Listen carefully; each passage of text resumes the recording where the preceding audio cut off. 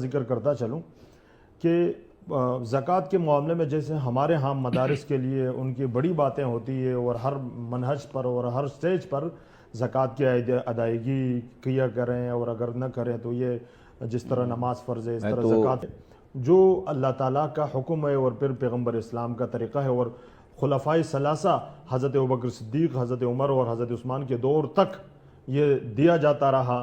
پھر آخر میں ایسا وقت آیا کہ بنو امیہ نے اس کو ختم کر دیا، اور پھر بنو امیہ میں ایک دوسرا شخص عمر بن عبدالعزیز سے پھر سے اس کو شروع کر دیا، اور پھر وہ خود اس انداز سے سادات کا احترام کیا کرتے تھے۔ بنو امیہ میں بہت سارے لوگ، ایک مختصر جملہ کہ جب بھی اس کے دربار میں سید آتا تھا تو وہ منع کرتے تھے کہ میرے پاس کوئی سید نہ آئے۔ اور میرے ساتھ ایک اور خوبصورت شخصیت کے مالک عالم دین ہے مولانا سید طیب شاہ صاحب ترمذی۔ آپ بھی ایک مقتدر عالم دین ہیں اور محبت اہل بیت کے باعث آپ پورے پاکستان میں پہچانے جاتے ہیں۔ جناب آغا صاحب قبلہ، زکوٰۃ فطرہ یا فطرانہ عام طور پہ اس کو کہا جاتا ہے، اس کی اہمیت کے حوالے سے پہلے آپ سے اور پھر مولانا صاحب سے بھی۔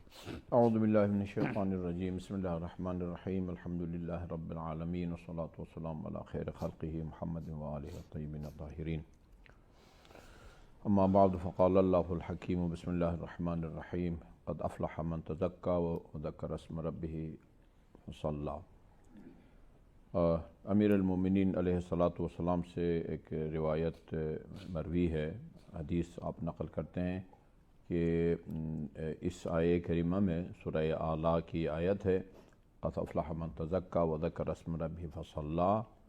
تو یہاں تزکا سے مراد وہی زکوٰۃ فطرہ مراد ہے، اور پھر وہ صلاح سے مراد صحرا میں جا کے، ویسے تو ہم مساجد میں پڑھتے ہیں لیکن ویسے مستحب ہے کہ جو نماز عید ہے وہ صحرا میں پڑھی جائے، تو یعنی کھلی جگہ میں۔ ہاں کھلی جگہ میں، ورنہ پھر اگر صحرا کے مراد صحرا مراد دیا جائے تو پھر ہم اسلام آبادی سارے محروم ہو جائیں گے، تو کوئی صحرا نہیں ہے۔ بالکل صحیح ہے۔ تو مطلب ایک اوپن ایریا میں جو ہے نا وہ مراد ہے۔ بنیادی طور پر ایک حقیقت کی طرف توجہ جو ہے کی ضرورت ہے عابدی صاحب، اور وہ یہ کہ مسلمان کیا بلکہ جتنے لوگ بھی آسمانی ادیان کے قائل ہیں وہ ان میں ایک مشترک خصوصیت ہے، اور وہ یہ ہے کہ تمام آسمانی ادیان کے قائل، عیسائی ہوں، یہودی ہوں، مسلمان، سب غیب پر ایمان رکھتے ہیں۔ بالکل غیب پر ایمان رکھتے ہیں۔ خدا کو انہوں نے نہیں دیکھا لیکن خدا کے قائل ہیں، فرشتوں کو نہیں دیکھا لیکن فرشتوں کے قائل ہیں، فرشتوں پر ایمان رکھتے ہیں۔ بالکل صحیح۔ تو جو غیب پر ایمان رکھتا ہے، خدا کے وجود اور اس کی قدرت پر ایمان رکھتا ہے، وہی ان قرآنی آیات کے مفاہیم کو یا رسول اور اہل بیت رسول علیہ الصلاۃ والسلام کی روایات کو سمجھ سکتا ہے، باور کر سکتا ہے اور ان کو ہضم کر سکتا ہے۔ بالکل صحیح۔ اور وہ حقیقت یہ ہے کہ خدا نے قرآن میں بھی فرمایا ہے اور اہل بیت اطہار میں بھی فرمایا ہے کہ یعنی غربت سے نکلنے کا جو طریقہ ہے وہ خرچ کرنا ہے۔ واہ واہ واہ واہ۔ یہ ایک مادی آدمی کے لیے قابل فہم نہیں ہے، نہ قابل ہضم ہے۔ غربت سے نکلنے کا ذریعہ جو ہے وہ کس طرح خرچ کرنا ہے۔ حضرت علی کا فرمان ہے نہج البلاغہ میں، اذا املقتم فتاجروا اللہ بالصدقہ۔ املاق کوئی فقر غربت کو، لا تقتلوا اولادکم من خشیۃ املاق، غربت ناداری کو کہتے ہیں۔ اذا املقتم، جب تم فقیر ہو، غریب ہو، بے روزگار ہو، تو غربت سے نکلنے کا طریقہ یہ ہے کہ فتاجروا اللہ بالصدقہ، صدقہ دے کے خدا سے تجارت شروع کر دو۔ یہ ایسا پارٹنر ہے اللہ تعالیٰ کہ کبھی جو ہے وہ دھوکہ نہیں دیتا۔ ایک مادی سوچ کا آدمی یہ کہے گا کہ بھئی 4 پیسے ہیں وہ بھی اگر میں دے دوں گا تو پھر یہ کہاں سے دولت آئی ہے، کہاں سے ثروت آئی ہے۔ لیکن جو غیب پر ایمان رکھتا ہے وہ تو اس آیہ کریمہ کے تناظر میں جو ہے نا وہ دیکھتا ہے کہ آپ نے فرمایا کہ ان تتقوا اللہ، آیت کیا ہے جی، وَمَن يَتَّقِ اللَّهَ يَجْعَلْ لَهُ مَخْرَجًا وَيَرْزُقْهُ مِنْ حَيْثُ لَا يَحْتَسِبُ۔ یہ عجیب آیہ کریمہ ہے، یعنی مسلمان اس پر باور کریں، جو تقوی الہی اختیار کریں، اللہ تعالیٰ اس کو مشکلات سے نکلنے کے راستے بنا کے دیتا ہے. سبحان اللہ. اور بڑی اچھی تعبیر ہے بعض مفسرین کی کہ یہ بندہ متقی کبھی بند گلی میں پھنستا نہیں ہے. اس کے بعد ہے وَيَرْزُقْهُ مِنْ حَيْثُ لَا يَحْتَسِبُ. تقویٰ کے نتیجے میں یعنی ایسے ذرائع سے اس کے پاس رزق و روزی یا ثروت آئے گی کہ جو اس کے وہم خیال میں بھی نہ ہو. جو اس کے وہم خیال میں بھی نہ ہو. سبحان اللہ. تو یہ خدا کا وعدہ ہے کہ دینے کے نتیجے میں، انفاق کے نتیجے میں، آخرت کے ثواب سے قطع نظر اسی دنیا میں اللہ تعالیٰ کئی گناہ جو ہے نا، گناہ ٹھیک ہے نا، ٹائمز، ہاں جی کئی گناہ جو ہے نا اللہ تعالیٰ فرماتا ہے. وہ پرسنٹیج کیا ہے جی؟ مثل الذین ینفقون اموالہم فی سبیل اللہ کمثل حبۃ انبتت سبع سنابل فی کل سنبلۃ مئۃ حبہ واللہ یضاعف لمن یشاء. سبحان اللہ. یعنی 700 گنا اسی دنیا میں جو ہے اللہ تعالیٰ جو ہے وہ عطا فرماتا ہے. تو یہ جو زکوٰۃ فطرہ ہے یہ اسی انفاق کے زمرے میں آتا ہے. آدمی ایک مادی انسان یہ سمجھتا ہے کہ دینے کے نتیجے میں میری دولت میں کمی آئے گی، غریب ہو جاؤں گا، لیکن خدا اور اس کے رسول اور اہل بیت رسول کہتے ہیں کہ اگر غربت سے نکلنا چاہتے ہو تو دے دو، ٹھیک ہے، صدقہ دے کے خدا سے تجارت کرو، خدا جو ہے نا تمہیں اس سے بحرانی کیفیت سے سبحان نکال دے اللہ. گا. سبحان اللہ. جناب مولانا سید طیب شاہ صاحب ترمذی، فطرہ جیسے ابھی آغا صاحب نے بتایا اور صدقہ، یہ اللہ سے تجارت کی مانند ہے. اور ہم ماہ رمضان میں اللہ کی عبادت کرتے ہیں، تو جیسے آغا صاحب نے کہا اگر میں وہی اصطلاحات استعمال کروں کہ اللہ بھی تجارت ہم سے کر رہا ہے، کہہ رہا ہے کہ تم میری عبادت کر رہے ہو ماہ رمضان میں، میری مخلوق کا جب تک خیال نہیں رکھو گے، فطرہ نہیں دو گے، میں تمہاری عبادات قبول نہیں کروں گا. نہیں صرف آپ نہیں، قرآن نے خود ہی جو ہے نا وہ تجارت کا نام دیا ہے نا، نیک کام کر کے کمائی. یعنی آغا صاحب کے الفاظ نہیں ہیں جی، یہ اللہ کی اصطلاح ہے. جی بسم اللہ الرحمن الرحیم. اللہم صلی علی محمد وعلی آل محمد. فقال اللہ تعالی ان تبدوا الصدقات فنعما ہی وان تخفوها وتؤتوها الفقراء فهو خیر لکم. الصدقۃ رد البلاء کما قال علیہ الصلوۃ والسلام. ماشاء اللہ آغا صاحب نے بڑی تفصیل سے اس بات کی تذکرہ کیا. یہ جو صدقہ ہوتا ہے، صدقہ یہ تو عام معمول کے مطابق جی یہ ایک دوسرے کی برابری کے لیے کہ ایک انسان اگر مالدار ہے یا امیر ہے، دوسرے کا بھی حق ہے، دوسرے ہم پایا ہم دوسرے مسلمان کا، بالکل. اس کا تو عام مطلب اور مقصد یہی ہوتا ہے کہ بھئی اپنے مال کا تزکیہ اور اس کے ادا کرنے سے دل سے مال کی جو ایک اچھا ہوتی ہے وہ ختم ہوتی ہے. اور سب سے بڑی بات یہ ہوتی ہے کہ اپنے اللہ تعالیٰ کی مخلوق پر رحم کرنا ہوتا ہے. اور وہ یہ ہے کہ بھئی اپنے مال و اسباب میں سے آپ ان کے دیں گے تو وہ بھی آپ کے ساتھ فلاح و بہبود اور خصوصاً معاشرے کی برابری. ہمیں ایک وقفہ لینا ہے، وقفے کے بعد انشاءاللہ گفتگو کو جاری رکھیں گے. گفتگو کا سلسلہ جاری رہے گا. ابھی ہمارے کچن سیگمنٹ لذت افطار کا وقت ہوا ہے، آئیے وہ دیکھتے ہیں. جی ناظرین، مرحبا، افطار ٹرانسمیشن کا سلسلہ جاری ہے. وقفے کے بعد ایک مرتبہ پھر سے آپ کو کہیں گے خوش آمدید. جی جناب مولانا آغا شیخ محمد شفا نجفی صاحب قبلہ، جناب مولانا سید طیب شاہ ترمذی صاحب قبلہ ہمارے ساتھ موجود ہیں. زکوٰۃ فطرہ کے حوالے سے گفتگو جناب مولانا سید طیب شاہ ترمذی صاحب فرما رہے تھے. تو میں نے جس طرح عرض کیا کہ بھئی یہ زکوٰۃ اور خصوصاً فطرہ عوام کے اوپر خرچ کرنا، اسی اللہ تعالیٰ کی رضا کے لیے اپنے مسلمان بھائی کے ساتھ تعاون، یہ تو اللہ رب العزت کے ساتھ خصوصاً اپنے کے ساتھ تعاون ہے. اس سے تزکیہ نفس بھی ہوتا ہے، اس سے تزکیہ مال بھی ہوتا ہے، اس سے دل میں مال کی وہ محبت بھی ختم ہو جاتی. اگر وقت ہو تو پھر میں زکوٰۃ کو ماشاءاللہ آغا صاحب نے بڑی اچھے انداز سے کی.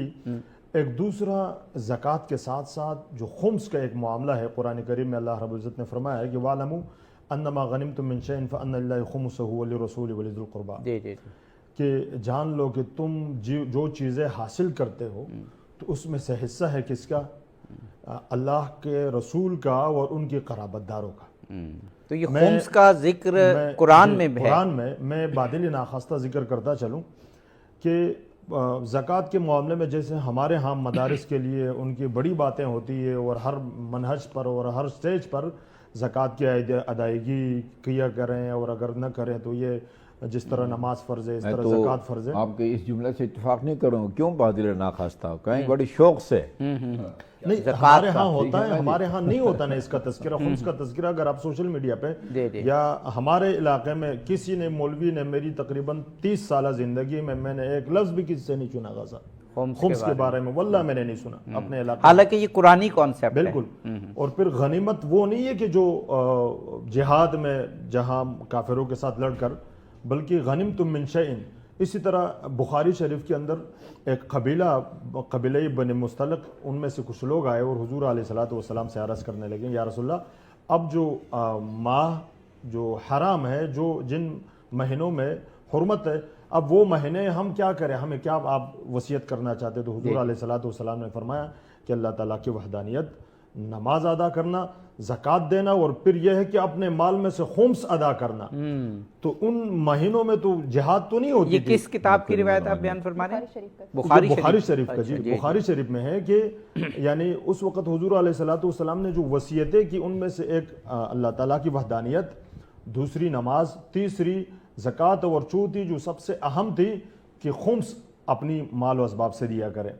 تو دوسری بات یہ آپ نے فرمایا کہ وہ حرام مہینوں کا تذکرہ, اس میں تو حرام مہینوں میں تو جہاد ہوتا ہی نہیں. مطلب یہ کہ غنیمت کا مال سے نہیں, غنیمت اس سے عام مراد ہے کہ جو چیزیں آپ حاصل کرتے ہیں. اور پھر میں اگر حضور علیہ الصلوۃ والسلام کی قرابت دار, جس طرح اس میں تذکرہ ہوا کہ حضور علیہ الصلوۃ والسلام, اللہ رب العزت کے ایک اور قول ہے کہ قل لا اسألکم علیہ اجرا الا المودۃ فی القربى, کہ میں آپ سے تبلیغ رسالت کے مقابلے میں اپنی مودت اور اپنی قرابت داروں کی محبت چاہتا ہوں.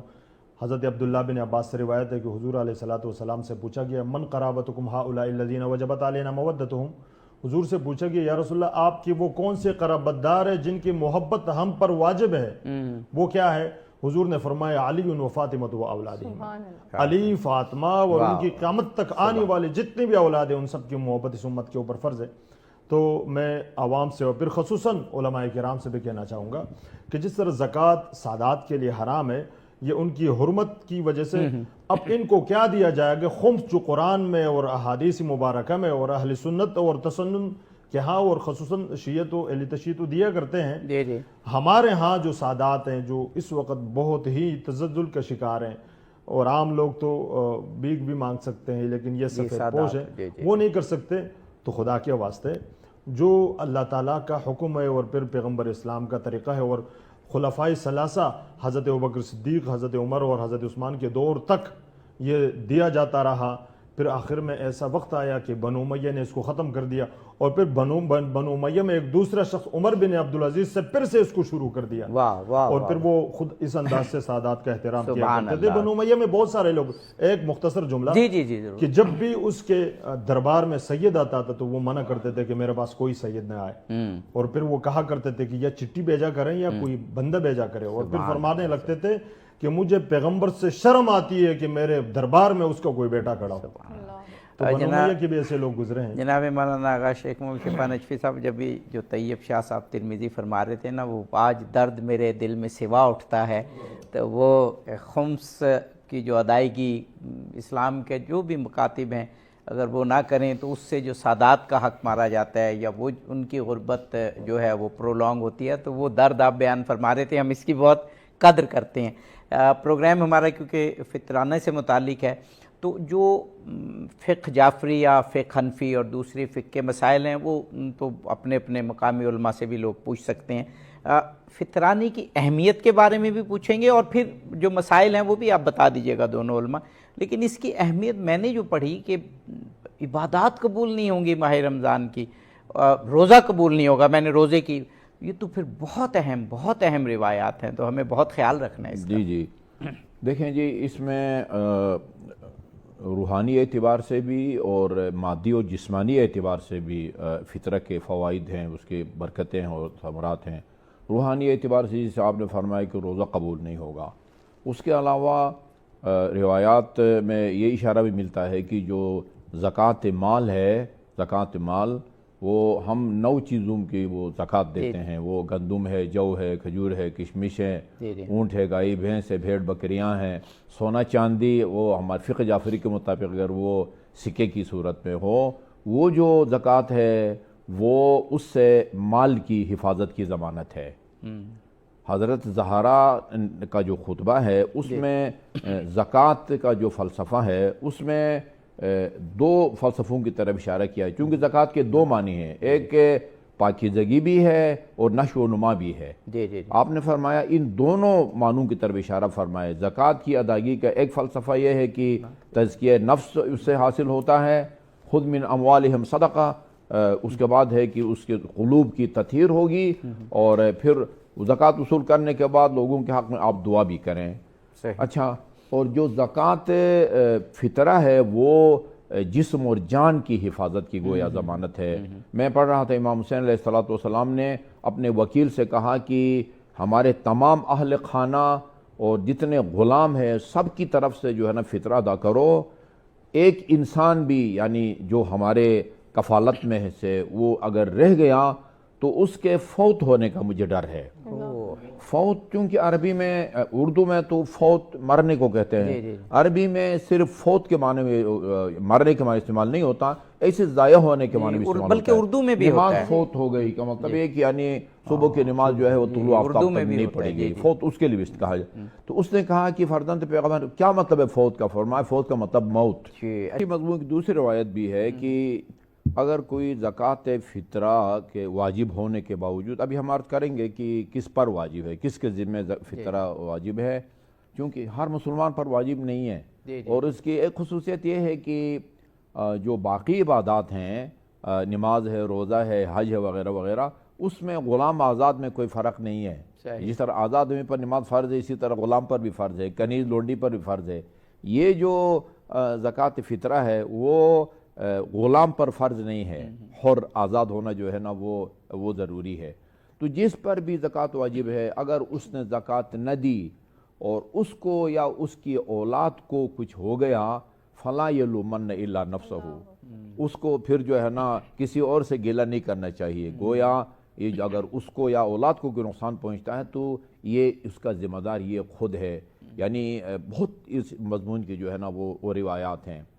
تو ابھی میں خمس سے حوالے سے انہوں نے جو ہے نا ان حضرات کو اپنا پیغام دیا بڑے ٹھوس اور ناقابل تسخیر دلائل کی روشنی میں، جو قائل نہیں ہیں آج کل۔ میں ان حضرات کی خدمت میں عرض کروں گا جو قائل ہیں لیکن دیتے نہیں ہیں۔ انہوں نے کہا نا یہ دیتے رہتے ہیں، قائل ہیں لیکن جو ہے نہیں دیتے۔ ان کی خدمت میں عرض کروں گا کہ امام جعفر صادق نے فرمایا جو خمس ہے نا، خمس نہ دے کے اور سادات کا حق روک کے ہماری دعاؤں سے اپنے آپ کو محروم نہ کرو، اور یہ بہت بڑی ایک مصیبت ہے۔ مصیبت صرف عزیز کے مرنے کو نہیں کہتے ہیں، بلکہ ایک روایت میں ہے کہ امیر المومنین نے فرمایا کہ سب سے بڑی مصیبت یہ ہے کہ عالم ذل، ایک عالم جو ہے لغزش کا شکار ہو جائے، اس کا نام مصیبت رکھا ہے۔ ایک بہت بڑی جو ہے نا وہ ایک مصیبت ہے۔ تو فرمایا اس سے کہ تو میں یہ عکس کر رہا ہوں کہ آل محمد اپنے ماننے والوں کو، امت کو، مسلمانوں کو دعائیں دیتے ہیں، یعنی اس کا دوسرا مطلب یہ ہوا دعائیں دیتے نہیں، اور اگر کو بھی ہم دیتے ہیں، یہ نہیں دیں گے تو ہم وہ محروم ہو جائیں گے، محروم ہو جائیں گے۔ یعنی وہ کہتے ہیں کہ یعنی یہ بہت بڑا اعزاز ہے کہ کسی کے حق میں امام جعفر صادق یا اہل بیت اطہار جو ہے وہ دعا کرے نا، ان کی دعا سے محرومی بڑی بڑی بڑی بدبختی ہے، اس سے بڑھ کے کوئی محرومی جو ہے نا وہ نہیں ہو سکتی۔ دوسرے روایت میں خمس جو ہے مفتاح الرزق، وہی اس کی طرف اشارہ ہے۔ بھئی دو گے نا تو کئی گنا خدا ثواب کے علاوہ اس دنیا میں دیتا ہے، اس پر باور کرنے کی ضرورت ہے۔ اس لیے نہج البلاغہ میں امیر المومنین نے فرمایا شاہ صاحب کہ من ایقن بالخلف جاد بالعطیہ، خلف قرآن میں جو آپ دیتے ہیں نا اس کی جگہ خدا جو دیتا ہے نا اس کو خلف کہتے ہیں۔ جس کو اس بات کا یقین ہو، دوسرے الفاظ میں خدا کی بات پر اعتبار ہو کہ جو میں اس دنیا میں دوں گا خدا اسی دنیا میں کئی گنا مجھے دے گا، جاد بالعطیہ، وہ بخل سے کبھی جو ہے نا وہ کام نہیں کرتا۔ بے شک بے شک۔ تو یہ ایک حقیقت ہے جی۔ تو ابھی یہاں یہ یعنی بتانے کی ضرورت ہے کہ اس کی اہمیت کے لیے تو اتنا ہی کافی ہے۔ آخرت کے عذاب اور دنیا روحانی نقصان بھی ہے، یعنی روزے کا قبول نہ ہونا، اور مادی اور جسمانی یعنی موت کا خطرہ ہے، جن کی طرف سے ہمیں فطرہ ادا کرنا چاہیے، نہیں کریں گے تو ان کی جو ہے نا وہ موت کا خطرہ ہے۔ اب سوال یہ ہے کہ یہ زکوٰۃ جو ہے یہ کس پر واجب ہے؟ ظاہر ہے عاقل ہونا چاہیے، بالغ ہونا چاہیے، اور یہ ہے کہ وہ امیر ہو، غنی ہو، فقیر نہ ہو۔ فقیر پر جو ہے نماز واجب ہے، روزہ واجب ہے، البتہ حج جو ہے ظاہر صاحب استطاعت ہوگا تو حج واجب ہوگا۔ فقیر پر جو ہے نا وہ زکوٰۃ واجب نہیں ہے، بلکہ وہ زکوٰۃ کا مستحق ہے۔ اور فقیر اور غنی اسے کہتے ہیں جس پر فطرہ واجب ہے، کہ جس کی آمدنی جو ہے وہ اس کے اخراجات کے لیے کافی ہو۔ یہ امیر ہے، یہ امیر ہے، یہ زکوٰۃ لے نہیں سکتا، یہ زکوٰۃ لے نہیں سکتا، وہ فقیر نہیں ہے۔ اور فقیر کا مطلب یہ ہے کہ اس کی آمدنی یا بالکل نہیں ہے۔ ہاں، آپ کے پاس درخواستیں آتی رہتی ہیں صادق ٹرسٹ میں، جب لکھتے ہیں آپ فارم میں کہ آپ کی آمدنی، آپ بعد میں جو ہے نا بالکل وہ نیل لکھا ہوتا ہے۔ ہیں ایسے کہ جن کی کوئی آمدنی نہیں ہے، یا آمدنی ہے اچھی خاصی، کوئی جو ہے نا وہ 19واں گریڈ کا ہے بندہ، لیکن ناجائز طریقے سے نہیں کماتا، جو ہے نا وہ 6-7 بچے ہیں وہ سکولوں میں پڑھتے ہیں، تو وہ جو آمدنی ہے اس کے اخراجات کے لیے کافی نہیں ہے۔ 19ویں گریڈ کا بندہ بھی فقیر ہو سکتا ہے، کیونکہ اس کی آمدنی کم ہے اور اخراجات جو ہے وہ زیادہ ہیں۔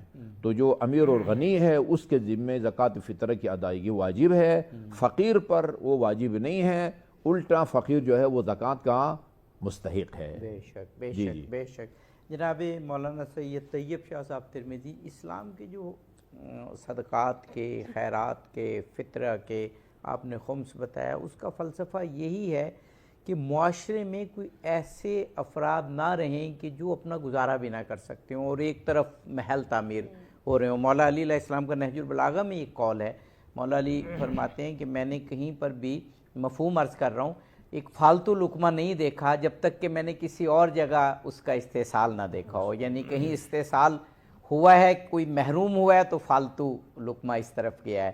یہ بڑی لرزا دینے والی حضرت مولا کائنات کی یہ حدیث یا روایت کہیں تو یہ مالداروں کی خود بقا کا ضامن بھی ہے، فطرہ ہے یا صدقات ہے، کہ معاشرے میں کہیں اتنا توافت نہ ہو جائیں کہ پھر غربا جو ہیں وہ پھر معاشرہ پھر پھٹ پڑتا ہے۔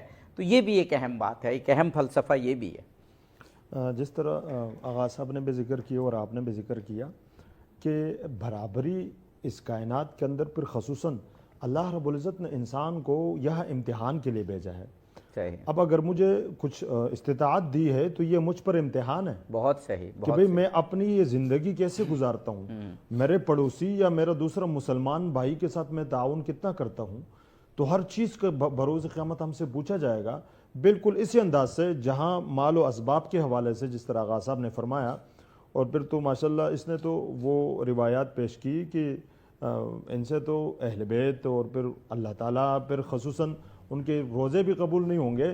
تو بالکل اسی انداز سے یہ ایک تو مال کی پاکیزگی کے ساتھ ساتھ ایک انسانی ہمدردی بھی ہے، اور پھر ان ساری چیزوں کا بروز قیامت پوچھا جائے گا۔ تو ہمیں چاہیے کہ ہم ہر انداز سے اپنے اعمال پر، اپنے مال و اسباب پر، ہر چیز کا خصوصاً خیال رکھیں۔ پھر یہ خصوصاً ہمارے ہاں رمضان میں دیا جاتا ہے، اور رمضان میں دینے کی اصل وجہ بھی یہ ہوتی ہے کہ رمضان ایک ایسا مہینہ ہے جہاں ایک نفل جو ہے نا اس کے فرض کے درجے ثواب ملتا ہے، اور ایک فرض 70 درجے کے برابر اللہ رب العزت ثواب دے دیتا ہے۔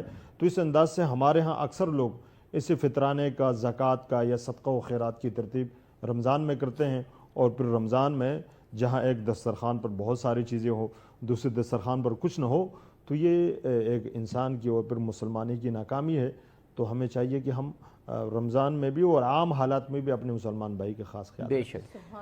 آغا صاحب ایک اور سوال بھی بعض اوقات کیا جاتا ہے کہ لوگوں کو خوشیوں میں شریک کرنا ہے تو جو فطرانہ ہے یہ پہلے دے دیں، تو ایک تو واجب تو ظاہر ہے کہ وہ ہو گیا جب عید کا چاند نظر آیا، یا لیکن میں نے فقہ حنفی میں تو علماء سے سنا کہ آپ نیت کر کے دے سکتے ہیں، اور فقہ جعفری میں بھی کچھ مراجع کا یہ ہے کہ دے سکتے ہیں، اور کچھ کا یہ ہے کہ آپ یہ نیت کر لیں کہ میں قرض دے رہا ہوں اور جب چاند ہو جائے گا تو یہ، تو پھر الٹیمیٹلی تو بات ایک ہی ہو گئی کہ ہم پہلے بھی دے سکتے ہیں یہ، تاکہ وہ اس حوالے سے بتائیے گا۔ جی عابدین صاحب، یہ ہمارے وہ عملی زندگی بھی بتاتی ہے کہ اگر کسی مستحق زکوٰۃ کو، فقیر کو، جس کی تعریف میں نے اس کی وضاحت کی، جی اگر آپ عید کے دن، اور کہتے ہیں کہ اگر آپ کی عید پڑھنے کا پروگرام ہے، نماز عید، تو عید سے پہلے دے دیں،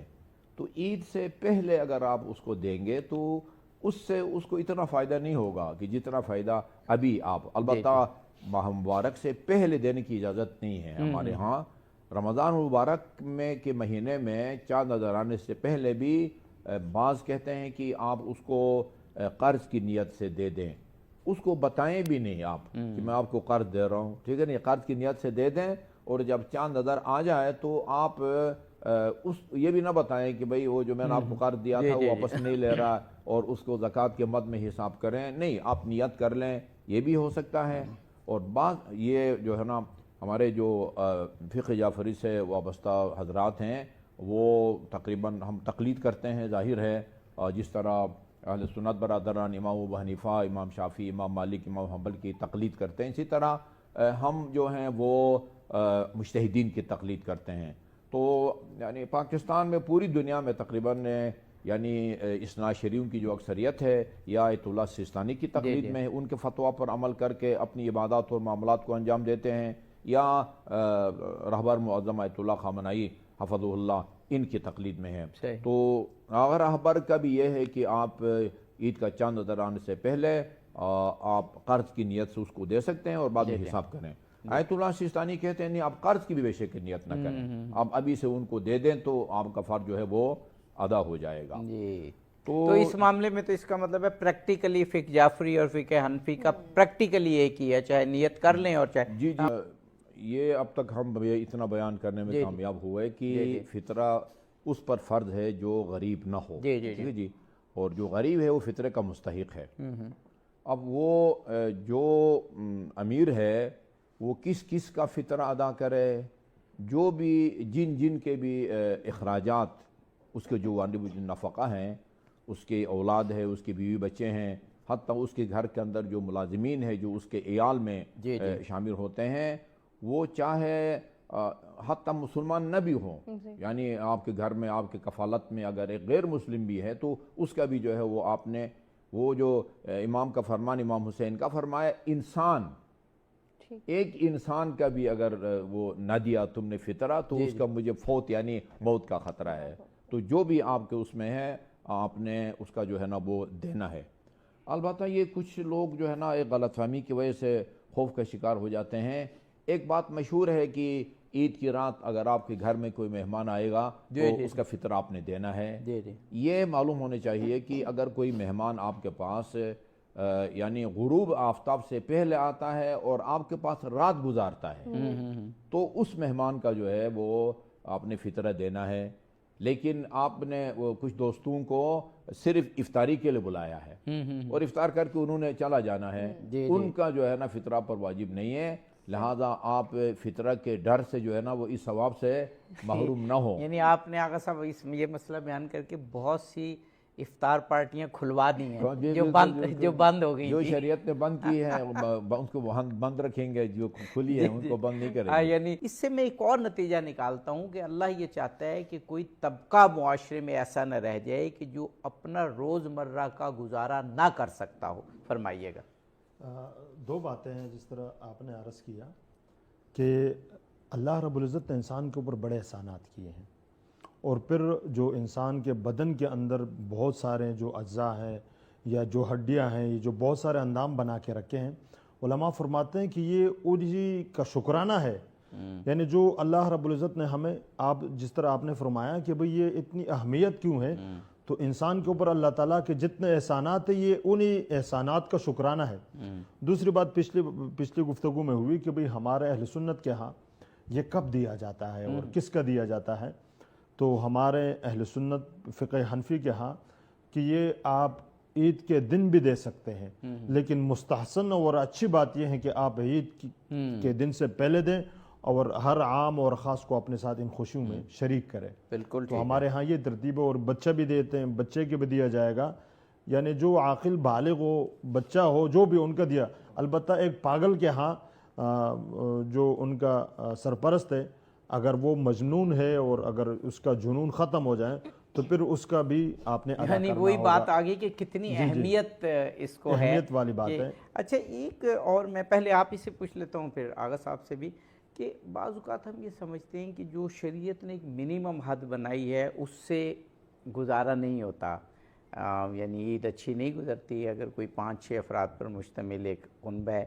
تو فطرہ تو کم از کم وہ دیں، لیکن میں یہ سوال اس لیے کر رہا ہوں کہ ہمارے ہاں لوگ سوال پوچھتے ہیں اور ایک ایک چیز پوچھتے ہیں کہ یہ 16 روپے 8 آنے ہے کہ 25 روپے 30 پیسے ہے، بھئی وہ منیمم تو پتہ ہونا چاہیے، لیکن اس سے زیادہ جو دے سکتے ہیں وہ دے سکتے ہیں یا نہیں، یعنی جواب بریک کے بعد اچھا لیں گے ضرور ہم۔ ناظرین بریک کے بعد حاضر ہوتے ہیں گفتگو کے سلسلے کو آگے۔ جی ناظرین مرحبا، افطار ٹرانسمیشن میں ایک مرتبہ پھر سے آپ کو کہیں گے خوش آمدید۔ آغا صاحب ہمارے پاس 3 سے 4 منٹ ہیں، پورے پروگرام کا خلاصہ فطرے کی اہمیت، تاکہ ہم ذوق و شوق سے اس نیت سے دیں کہ دنیا میں بھی فائدہ ہے جو آپ نے فرمایا کہ کئی گنا کر کے ہمیں ملے گا، اور آخرت میں تو فائدہ ہی فائدہ ہے۔ اور اہمیت کے لیے ایک جملہ کافی ہے کہ فطرہ کا ادا نہ کرنا یہ ایک جان لیوا گناہ ثابت ہو سکتا ہے، ٹھیک ہے جی۔ اچھا اب سوال یہ ہے کہ فطرہ جو ہے وہ کتنا دینا چاہیے؟ عربی میں روایات میں اور اس کی روشنی میں فقہا کی عبارتوں میں سا، صاد، الف اور عین سا، ایک سا جو ہے وہ 3 کلو کا ہوتا ہے۔ آپ کے شہر کی جو اکثریت جو چیز کھاتی ہے 3 کلو اس کی قیمت آپ نے دینا ہے۔ آٹا، گندم کا نام لیا گیا، جو کا نام لیا گیا، کھجور کا جیسے آپ نے فرمایا، اجوا کہا، اجوا تو یہاں نہیں ملتی ہے، وہ تو کافی میں 2000 کی جو ہے نا وہ کلو ہے۔ عام سندھ اور ادھر آپ کے مظفر گڑھ کی کھجور بھی دے دیں تو بھی جو ہے نا وہ کافی ہے، کشمش ہو تو اچھا یہ کچھ لوگوں کا خیال ہے کہ نہیں جو امیر ہیں وہ خواہ مخواہ زیادہ ہی دیں، ایسا نہیں ہے، ایسا نہیں ہے۔ آپ کے شہر میں جو آٹا ہے کوئی چکی کا لیتا ہے، کوئی وہ 20 کلو والا جو ہے نا وہ تھیلا وہ لیتا ہے، تو اس کی بھی جو آپ اگر آپ 3 کلو اس کی قیمت ادا کریں تو وہ کافی ہے۔ اچھا یہ فقہ جعفری کے مطابق آپ فرما رہے ہیں، کیونکہ فقہ حنفی کے مطابق میں پڑھ رہا تھا کہ ایک سا جو ہے وہ 4 کلو اور کوئی 94 گرام یا آدھا سا جو ہے 3 کلو آٹا، 3 کلو کھجور، 3 کلو کشمش اس کی قیمت دیں گے جو ہے وہ میں آغا صاحب یہ عرض کر رہا تھا کہ یہ فقہ جعفری کے مطابق ہے، فقہ حنفی کے مطابق اپنے اپنے عالم دین سے رجوع کریں کہ ایک سا جو ہے وہ 4 کلو اور 94 گرام میں نے پڑھا، اور آدھا سا جو ہے وہ 2 کلو اور 47 گرام۔ تو یہ مسائل میں یہ خود اہل تشیع کے مسائل میں ہے کہ آیت اللہ سستانی اور آیت اللہ خامنائی کے اپنے اپنے مسائل کے مطابق، تو جی تو یہ بہت ضروری ہے کہ اپنی اپنی فقہ پر یہ عمل کرتے ہوئے۔ ایک چیز کی طرف توجہ ضروری ہے، وہ یہ ہے کہ تقریباً تمام ہمارے فقہا کہتے ہیں کہ آپ جس شہر میں رہتے ہیں نا، یہ فطرہ نکال کے اسی شہر کے غریبوں کو دے دیں، آپ دوسرے شہر اس کو منتقل نہیں کر سکتے۔ اب اکثر اسلام آباد جو ہے آپ کو پتہ پردیسیوں کا شہر ہے، وہ سرکاری ملازم ہیں، یہاں رہتے ہیں، تو وہ ان کی خواہش یہ ہوتی ہے کہ دیہاتوں میں ان کے غریب ہیں، عزیز ہیں، وہاں بھیجنا چاہتے ہیں۔ تو یہ شہر میں آپ جس شہر میں رہتے ہیں اگر اس میں کوئی غریب نہیں ہے، ایک مفروضہ ہی ہے، ورنہ کوئی ایسا شہر نہیں ہے کہ جہاں غریب نہ ہو، ٹھیک ہے نا جی۔ بالفرض اگر یہاں غریب نہیں ہے اور آپ کے گاؤں میں غریب وہاں بھیجنا چاہتے ہیں تو اس کا ایک طریقہ یہ ہے کہ نکال کے الگ کریں، میں نے جمعہ کے خطبے میں بھی عرض کیا، الگ کریں اور ادھر کسی غریب سے رابطہ کر کے اسے وکالت لے لیں، وکالت لے اس کی طرف سے اپنے قبضے میں لے لیں، لے کے پھر بعد میں جو ہے نا اس کے اکاؤنٹ پہ بھیجیں۔ یعنی شریعت نے ہمیں کچھ جو ہیں وہ ایسی چھوٹ دی ہیں۔ آغا صاحب جناب آغا شیخ محمد شفیع نجفی صاحب قبلہ، جناب مولانا سید طیب شاہ ترمذی صاحب قبلہ بہت شکر گزار ہیں، وہ فطرانے کے سارے